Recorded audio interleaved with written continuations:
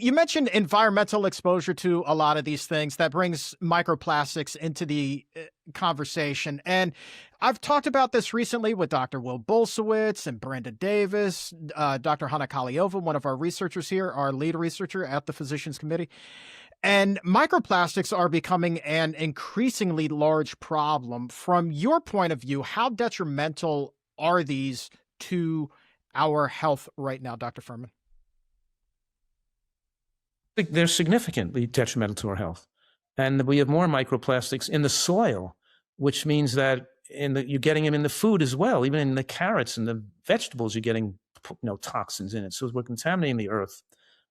So definitely, and persistent, you know, persistent organic chemicals is too. So we're talking here about the mixture between microplastic and toxic chemicals in the environment, and the heightened concentration of certain foods, particularly bivalves and shellfish, right?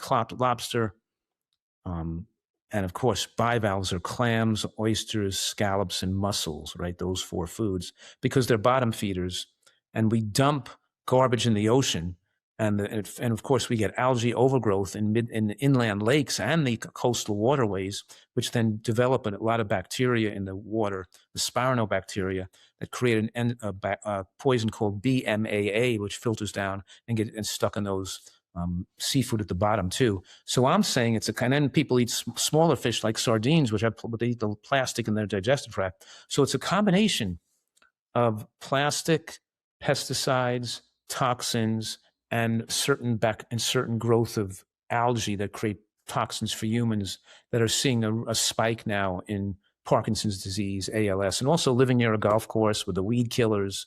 So yes, we have to not drink out of plastic bottles. We have to try to have our own reverse osmosis filters.